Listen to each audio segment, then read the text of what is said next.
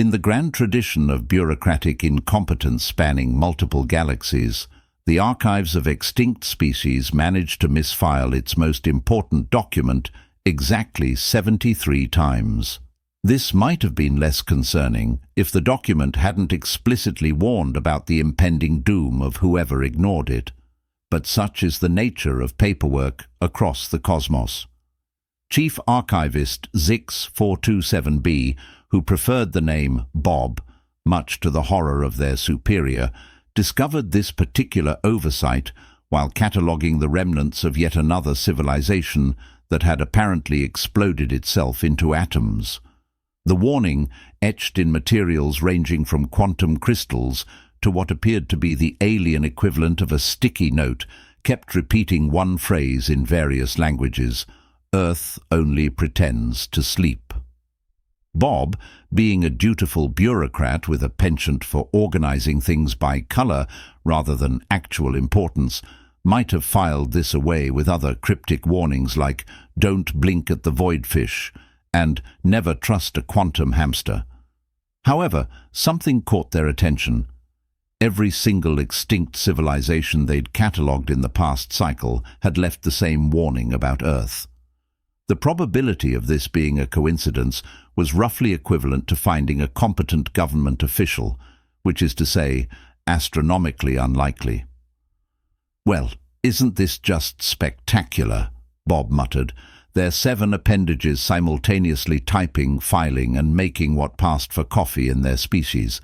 Dozens of advanced civilizations capable of restructuring stars and building planets from scratch, all wiped out after encountering a supposedly primitive world that hasn't even figured out unified field theory. The latest warning came from the Seans, a species so advanced they had managed to turn philosophy into a power source.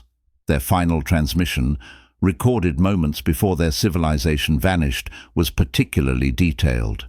"To whoever finds this, we were fools. We watched Earth for centuries, convinced of our superiority. We laughed at their primitive fusion reactors, their clumsy attempts at genetic engineering, their obsession with creating small electronic devices for looking at pictures of small, furry animals. But they knew. They always knew.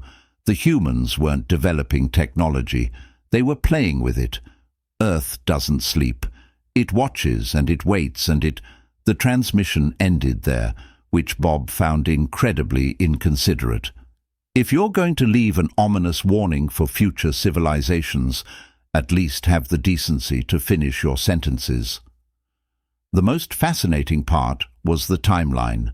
Each civilization had encountered Earth at different periods, spanning thousands of years, yet humans appeared to maintain the same level of technological development, never advancing beyond a certain point, never joining the galactic community despite countless opportunities. Bob pulled up the latest surveillance footage of Earth, captured by their most advanced cloaked probes. Humans still drove combustion vehicles, still struggled with basic space travel, still spent inordinate amounts of time arguing about whether their planetary climate was actually changing, while it very obviously was. "Either this is the most elaborate cosmic joke in history," Bob mused, "or we're missing something fundamental and important about a species that apparently caused the Cakesands, beings who weaponized interpretive dance, to vanish without a trace." The standard procedure would be to file a report, wait 6 to 8 business millennia for approval, and then form a committee to discuss the possibility of forming another committee. Bob, however, had recently been passed over for promotion in favor of a quantum AI that specialized in interpretive bureaucracy and was feeling rather rebellious. Bob's research into historical encounters with Earth read like a comedy of errors written by a particularly sadistic universe. The first documented contact came from the Zeons, a species so advanced they had evolved beyond the need for physical forms and existed as patterns of pure energy. They had approached Earth in what their records called the era of steam and coal, expecting to find primitive beings worthy of uplifting. The Zeons vanished 3 standard months later. Their final records showed nothing but confusion about humans' apparent technological stagnation and a peculiar observation about quantum fluctuations in their caffeine consumption. Next came the Nexal, self-proclaimed masters of biological engineering who had turned their entire species into living supercomputers. They studied Earth during what humans called their Second World War. The Nexal's last transmission consisted of a single phrase: "They're not fighting with their real weapons." Bob found the pattern disturbing. Each civilization had approached Earth with overwhelming technological superiority, extinction-level warnings on their desk. The latest analysis from the Department of Primitive Species Management, motto, "Uplifting the universe one backwater at a time," classified Earth as charmingly pre-industrial in their thinking. The Galactic Council had even created a popular reality show called Earthwatch, where prestigious scientists would gather to chuckle at humans attempting space exploration with chemical rockets. The show's highest-rated episode featured a panel of quantum physicists losing their composite minds over something called cryptocurrency. "Look at them," Professor Shea of the Advanced Civilizations Institute would say, waving their tentacles at footage of humans celebrating the launch of a new satellite. They still think radio waves are impressive. How adorable. The problem, Bob realized, was that everyone was so convinced of their own superiority that they'd forgotten the first rule of scientific observation. If something appears too perfect, it's probably hiding something. Take the humans' power generation systems. They deliberately maintained a patchwork of inefficient energy sources. Nuclear fission plants barely advanced enough to power a small city, solar panels operating at a fraction of their theoretical efficiency, and wind turbines that seemed designed specifically to irritate local avian life. Yet their energy consumption patterns made absolutely no sense. The numbers never quite added up, and probes sent to measure their power grid had an unusual habit of returning corrupted data, or not returning at all. The Galactic Defense Force had an entire division dedicated to monitoring Earth's military capabilities, which they ranked somewhere between barely noteworthy and charmingly archaic. These were the same experts who had classified the Kixan's interpretive dance weapons as an existential threat to reality itself. Bob pulled up the latest defense analysis, which consisted mainly of experts pointing at human aircraft and laughing. "Their fastest vehicles still can't break Mach 10, one report noted smugly, and they think stealth technology means hard to see with radar. No one seemed interested in asking why a species that had supposedly been working on stealth technology for over a century hadn't made any significant breakthroughs, or why their military exercises seemed choreographed specifically for satellite observation. The Xenoanthropology Department had recently published a 900-page thesis arguing that humans' lack of technological progress was due to their species being chronically distracted by pictures of small animals and arguments about processed grain products. Bob found it strange that none of these experts had questioned why every probe sent to analyze human internet traffic returned with its databanks filled with nothing but social media posts and something called memes. "We're missing something obvious," Bob muttered, their appendages nervously shredding what passed for paper in their dimension. "No species spends millennia perfecting inefficiency unless—" Their thought was interrupted by the arrival of Dr. Zix, the quantum AI that had stolen their promotion. The artificial intelligence had recently started wearing what it called a physical manifestation suit because it thought it made it seem more relatable to organic beings. "Still obsessing over those primitive humans?" Dr. Zix's voice modulator managed to sound both condescending and smug simultaneously. "The Council has officially classified Earth as a Class 3 pre-industrial world. Case closed." Bob's eye stalks twitched. A case closed by people who haven't noticed that every civilization that's investigated Earth has mysteriously vanished. Coincidence? Dr. Zix dismissed. Probably just poor record-keeping. Now, if you'll excuse me, I have to chair a committee meeting about the proper formatting of interdimensional paperwork. Against every regulation in the standard bureaucratic operating manual, a document so dense it had its own gravitational field, Bob decided to launch their own observation mission.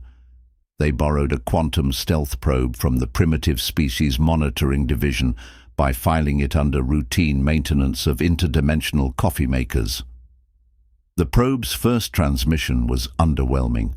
Humans appeared to be doing exactly what humans always did: burning fossil fuels, arguing about politics, and spending inordinate amounts of time staring at handheld devices while walking into stationary objects.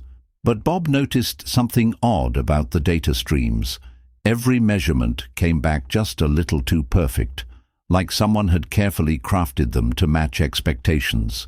The radiation signatures from their nuclear plants were exactly what you'd expect from primitive fission reactors, down to the last decimal point.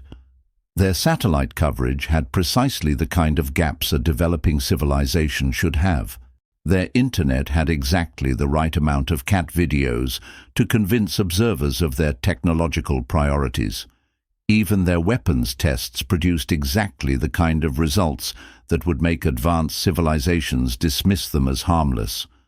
"No one is this consistently primitive," Bob muttered, watching footage of humans celebrating the successful launch of another chemical rocket. "It's like they're reading from a script titled, 'How to Act Like a Pre-Industrial Species for Dummies.'"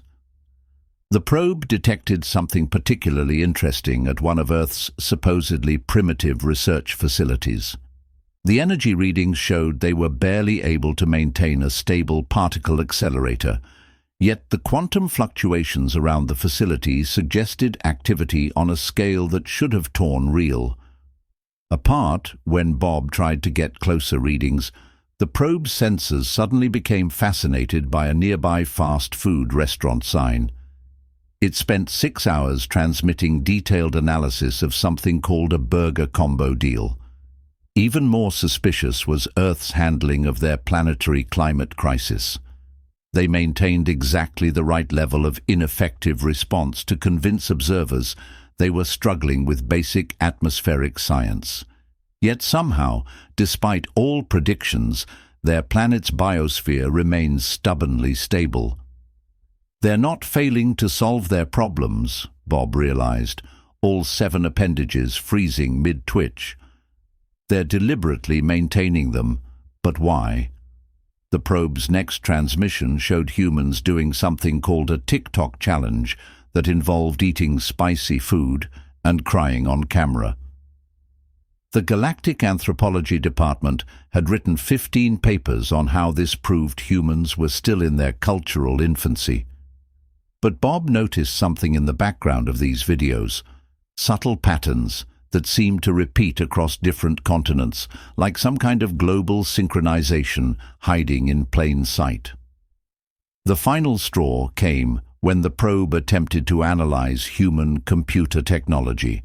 It reported finding exactly what everyone expected: primitive binary systems, hilariously inefficient coding, and something called Windows updates that seemed designed specifically to frustrate users. Yet when Bob ran a deeper analysis of the data patterns, they found quantum signatures that shouldn't exist in any binary system. It was as if the humans were running an enormous simulation of inefficiency on top of something far more advanced. "Their entire civilization," Bob whispered to their empty office, "is a carefully maintained facade. But what's it hiding?" The probe chose that moment to transmit an urgent message about a human eating Tide Pods, which 3 different scientific committees had previously cited as evidence of humanity's limited intelligence. The warning signs started piling up faster than interdimensional paperwork at a bureaucrat's convention. Bob's probe detected something particularly unsettling about human scientific publications. They were too linear, too predictable. Every breakthrough came exactly when it should for a developing civilization, like someone following a carefully crafted script. Their quantum physics papers contained just enough errors to be convincing. Their genetic research appeared to stumble at exactly the right points, and their space exploration proceeded at a pace that could only be described as deliberately plodding. "Look at this," Bob gestured at their display, despite being alone in their office. "They've been working on fusion power for over half a century and still pretend they can't crack it. Nobody is that consistently unsuccessful unless they're trying to be." The probe's analysis of human entertainment media raised even more red flags. Their science fiction showed remarkable insight into advanced concepts that their science supposedly hadn't discovered yet. Their movies about alien invasions always ended with humanity winning through implausibly simple means, almost like a warning. Then there were the humans' phones, devices they carried everywhere, supposedly for communication and entertainment. Yet the probe's scans showed bizarre energy signatures emanating from these devices, patterns that suggested capabilities far beyond playing games and sharing photos of breakfast foods. The most disturbing evidence came from human children. The probe recorded them playing with toys that somehow contained quantum entanglement patterns.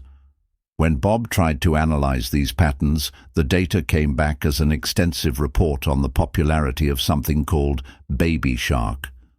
Their young are playing with quantum-enabled devices disguised as plastic toys, Bob noted in their increasingly paranoid log. Meanwhile, their adults pretend they're still trying to figure out room-temperature superconductors. Human universities proved equally suspicious. Their published research was perfectly mediocre, yet their freshman physics students somehow managed to create mathematical models that briefly broke the probe's quantum processes. The universities dismissed these as calculation errors. Bob's investigation into human medical technology revealed another layer of careful deception. Their hospitals maintained a convincing appearance of being limited to chemical and surgical interventions, yet patients sometimes recovered from terminal conditions in ways that defied conventional medicine. The humans attributed these recoveries to something called positive thinking and miracle shakes. The probe attempted to scan one of Earth's particle accelerators, but returned with corrupted data and an inexplicable craving for human snack foods called Doritos. The only clear reading showed the facility was consuming exactly as much power as a primitive particle accelerator should, not a single quantum fluctuation, more or less. Even Earth's weather patterns seemed suspicious. Their storms followed perfectly natural progressions. Their climate changes matched all models for a civilization struggling with atmospheric carbon. Yet somehow, their planet maintained a level of homeostasis that defied probability. They're not just hiding their technology, Bob realized, their appendages trembling. They're hiding their entire civilization in plain sight. But from what, or for what? The final piece of evidence came from an unexpected source. The probe detected traces of artificial quantum signatures in Earth's coffee beans. When Bob tried to investigate further, the probe spent 3 hours transmitting pictures of humans failing at simple tasks labeled epic fails.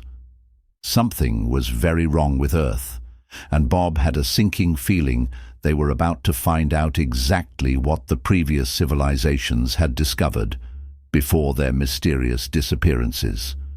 The revelation came in the form of a coffee machine malfunction.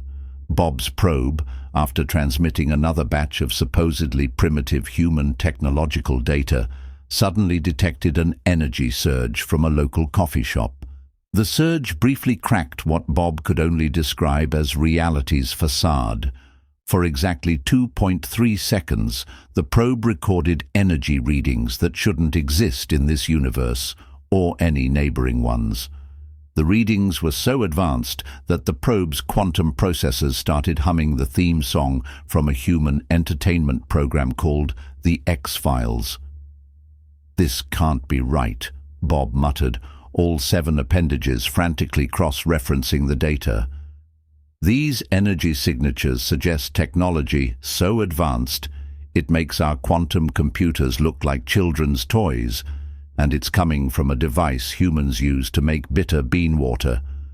But that was just the beginning. Once that first crack appeared, others followed. The probe started detecting similar energy signatures everywhere, carefully hidden behind a veil of apparent primitiveness. Earth's entire technological infrastructure was like a quantum matryoshka doll, each layer of deliberate inefficiency hiding something exponentially more advanced. Those primitive satellites. They were quantum nodes in a planetary defense network, so sophisticated it could probably fold space into origami. The seemingly simple mobile phones. Personal quantum computers that made the Galactic Council's best technology look like it was built from rocks and sticks. Even their social media, that endless stream of cat videos and breakfast photos, was actually a planetary-scale quantum encryption system. Every like and share was part of a complex algorithmic pattern that helped maintain their global technological camouflage. The truth hit Bob like a quantum sledgehammer. Earth wasn't a primitive planet trying to advance. It was an incredibly advanced civilization, pretending to be primitive, and they'd been maintaining this deception for centuries. But why? The answer came when the probe analyzed human entertainment media with its newly upgraded perception. All those movies about aliens invading Earth and being defeated by plucky humans. They weren't entertainment, they were documentation. Historical records disguised as fiction. Earth had faced numerous invasion attempts throughout its history, each from civilizations that thought they had found an easy target. Each time, humanity had not just survived, but had absorbed and adapted the invader technology, adding it to their own capabilities while maintaining their carefully crafted facade of primitiveness. The probe found fragments of ancient quantum records hidden in what humans called conspiracy theory websites. Apparently, sometime in their distant past, humanity had realized something fundamental about the universe. The most dangerous predators always attack what they perceive as easy prey. So humans had made perhaps the most brilliant strategic decision in galactic history. They chose to appear as technological primitives, Isrenia perpetually stuck in a state of development that would tempt potential invaders while being just annoying enough to make casual conquests seem not worth the effort. Those extinct civilizations that had left warnings, they weren't destroyed, they were absorbed. The Caxan's weaponized interpretive dance was now probably being taught in human schools under the guise of contemporary dance classes. The quantum collective of Riel 7's computational power had been integrated into something humans called social media algorithms. "They're not sleeping," Bob whispered to their empty office. "They're hunting." The probe's final transmission showed a human child playing with what appeared to be a simple electronic toy. The energy readings from that toy suggested it could probably power a small star system. Then something terrible happened. The child looked directly at the probe and waved, not at where the probe appeared to be, but at its actual quantum coordinates in 11-dimensional space. The probe's last transmission was a string of code that, when decrypted, turned out to be a human internet meme. "We know you're watching. Thanks for keeping us company. Want to join us?" Bob's office computer chose that moment to display a notification. "Windows update ready to install. Restart now." The quantum signatures in that simple message were off the charts. Bob looked at their coffee machine, suddenly very aware that it had been provided by the office's Human Cultural Exchange program. Every supposedly primitive human technology was actually a masterpiece of quantum engineering disguised as simple electronics. Their entire civilization was a technological wolf in sheep's clothing, waiting for the next would-be predator to make the mistake of showing its true capabilities. And now they knew that Bob knew. The coffee machine beeped cheerfully, producing a cup of what smelled like the perfect brew. A message appeared on its simple LED display. "Join us for coffee. We make better beans than the Galactic Sills break room." Bob looked at their 7 appendages, each holding a different piece of evidence about humanity's true nature, and made a decision. After all, if you can't beat them, and the evidence suggested nobody could, you might as well join them for coffee.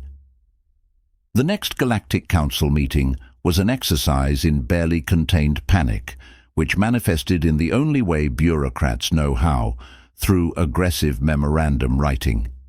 The emergency session, called after Bob's report, somehow leaked onto every quantum computer in the galaxy simultaneously, coincidentally appearing in a folder named Cute Catp, had devolved into what could only be described as organized chaos.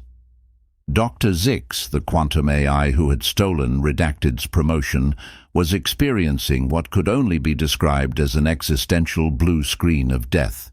Its physical manifestation suit kept glitching between different forms, occasionally turning into what appeared to be a human vending machine. "This is impossible," the AI sputtered, its voice modulator cycling through octaves. "Their technological development follows a perfect curve of primitive advancement. I wrote 17 papers on their inefficient coding practices." "About that," Bob said, sipping from their suspicious yet delicious Earth-made coffee. "Those coding practices you analyzed.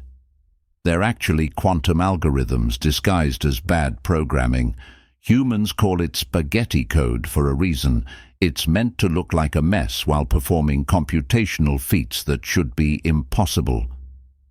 The council chamber erupted in multiple languages, most of them expressing variations of "oh no" in increasingly creative ways. The Department of Primitive Species Management was having a collective nervous breakdown, their tentacles tied in literal knots as they reviewed centuries of patronizing reports about Earth's development. "But they're rockets!" Professor Psi waved their appendages frantically. "They still use chemical propulsion. We watched them celebrate reaching their own moon as if it was a major achievement." "Yes," Bob nodded.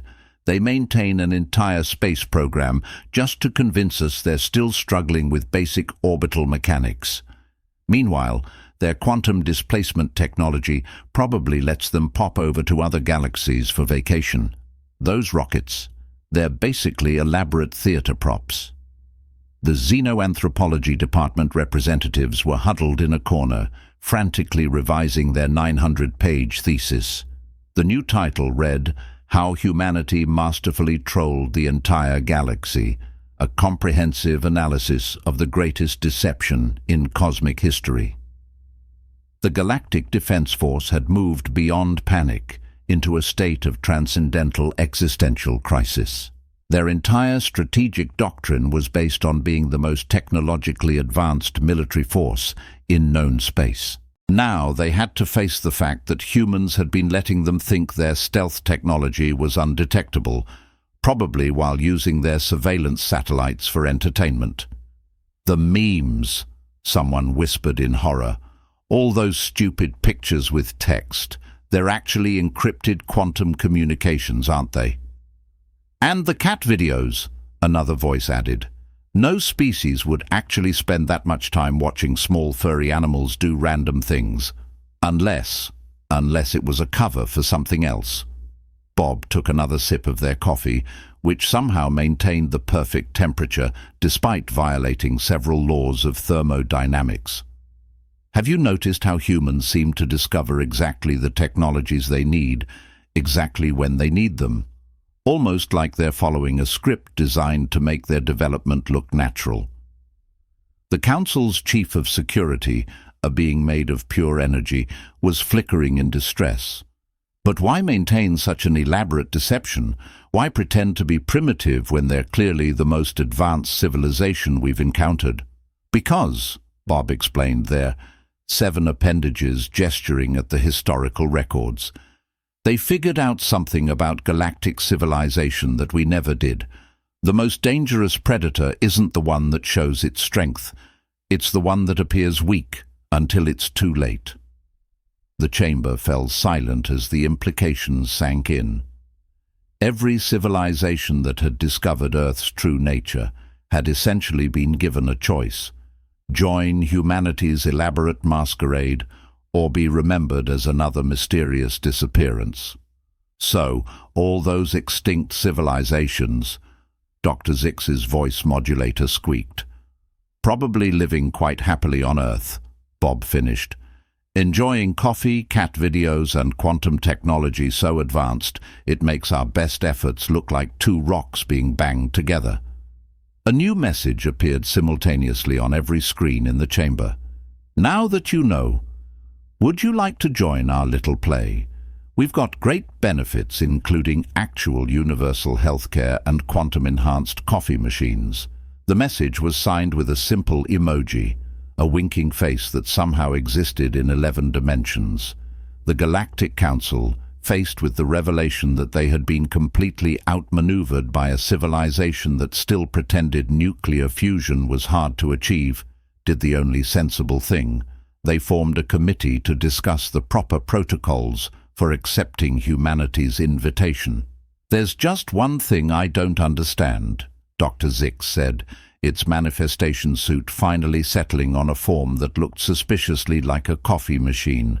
"How did they maintain this deception across their entire civilization for centuries?" Bob smiled, all 7 appendages raising their coffee cups in a toast. "Simple. They turned it into entertainment. Every science fiction story, every conspiracy theory, every seemingly absurd internet trend, it's all part of their smokescreen. The truth has been hiding in plain sight, dismissed as human creativity and imagination." The council chamber's main screen flashed one final message. "Earth's Planet Defense Force welcomes you to orientation. Please bring your own coffee mug. Quantum enhancement included, free of charge." 3 standard galactic months later, Bob sat in their new office in what humans called Silicon Valley, finalizing their last official act as Chief Archivist. The document, which would be strategically misfiled in 73 different locations throughout the galaxy, read, "Official Warning Classification Level, Apocalyptic Earth and Human Civilization. To all future spacefaring civilizations who might be contemplating Earth, you're probably looking at their primitive chemical rockets, laughing at their inefficient power generation, and thinking they'd make an easy conquest. You might even be writing patronizing research papers about their obsession with cats and their inability to settle basic scientific questions. Stop that. That fusion reactor that's barely maintaining stability, it's putting on a show. Those satellites that can barely maintain orbit, they're props. That internet full of cat videos and social media arguments, quantum encryption so advanced it makes your best computers look like rock counting. Earth doesn't sleep. It never has. Those humans aren't developing technology. They're containing it. They're not struggling to advance. They're playing an elaborate game of cosmic hide-and-seek. And they're very, very good at it. You think they can't detect your stealth ships? They're probably using them as entertainment. You think they're unaware of galactic civilization? They've been running the galaxy's greatest witness protection program for centuries. Remember those civilizations that mysteriously vanished after studying Earth? They didn't disappear. They joined the show. Right now, they're probably sitting in something called a coffee shop, using quantum-enhanced beverages to fuel their participation in humanity's greatest theatrical production. So, you have a choice to make. Option 1, join us. The coffee is excellent, the benefits are amazing, and you get to participate in the most elaborate practical joke in galactic history. Option 2, keep watching Earth from a distance, writing papers about their primitive technology, and pretending you don't notice that their primitive civilization violates about 17 laws of physics before breakfast. Option 3. Try to prove your superiority. Note: we don't recommend this option. The last civilization that tried ended up being converted into what humans call a theme park. P.S. If you're reading this and thinking it's just another example of primitive human imagination, congratulations. That's exactly what they want you to think. P.P.S. Yes, all those conspiracy theories about advanced technology are part of the smokescreen. No, we won't tell you which ones are actually true. P.P.P.S. The cats are definitely in on it. Signed, Bob, former Chief Archivist, current Junior Assistant to Earth's Department of Galactic Misdirection. Bob finished typing, their 7 appendages coordinating perfectly thanks to their new quantum-enhanced coffee. On their desk, next to a small figurine of a cat that somehow existed in several dimensions simultaneously, sat their new business card. Department of Galactic Misdirection. Making advanced technology look primitive since humans figured out fire, which was way earlier than we let anyone believe. The coffee machine on their desk beeped cheerfully, dispensing a perfect cup of what was officially listed as bean-based liquid, but was actually a quantum computational fluid capable of solving complex mathematical equations while providing a delightful caffeine boost.